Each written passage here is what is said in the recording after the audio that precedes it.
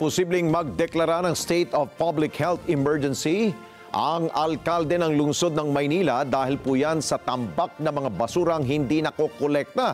Lumilitaw na hindi pa nababayaran ng nagdaang opisyal ng lungsod ang nasa 1 bilyong pisong pagkakautang nito sa mga kolektor ng basura. Report mula kay Madeline Villar Moratillo. Malaking problema sa basura ang sumalubong sa nagbabalik na alkalde ng Maynila na si Isko Moreno sa kanyang unang araw sa pwesto. Sabog ang Maynila. Sa baho, sa eyesore, at higit sa lahat, panganib na dulot ng basura sa kalusugan ng ating mamamayan.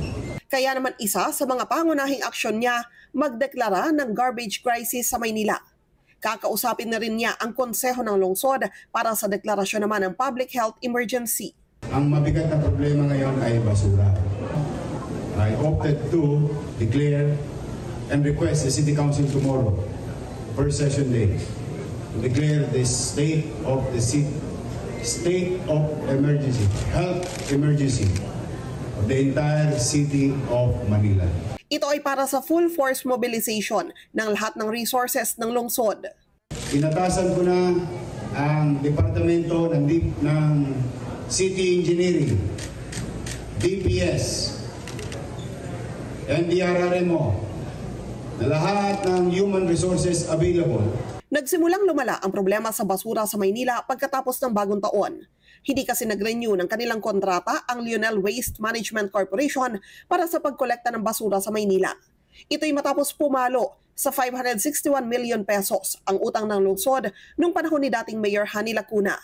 Ang pumalit naman narito na Metro Waste Solid Management Corporation at Phil Ecology Systems Corporation o Phileco. Terminate na ang kontrata para sa garbage collection and disposal service maging high-pressure washing operation. Umabot kasi sa 400 million pesos ang hindi naman nabayaran sa kanila ng Manila LGU. Sa kabila nito, napagkausapan naman ni Mayor Isko ang Lionel na tulungan muna sila ng libre. Nakiusap sa Lionel Waste Management to utilize all the resources existing or available to be dedicated in the entire city of Manila. Nasa 2,000 metriko tonelada umano ang basura sa lungsod kada araw.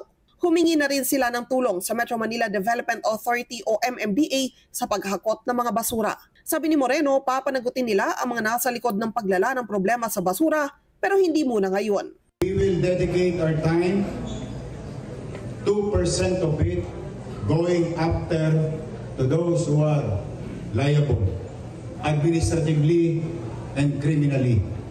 90% of our time, we will dedicate it to the people of Manila by serving them and giving them efficient government. So there is accountability. And we'll throw the books to them. Madeline Villar Moratillo para sa Mata ng Agila. Matatag, matapang, matapat.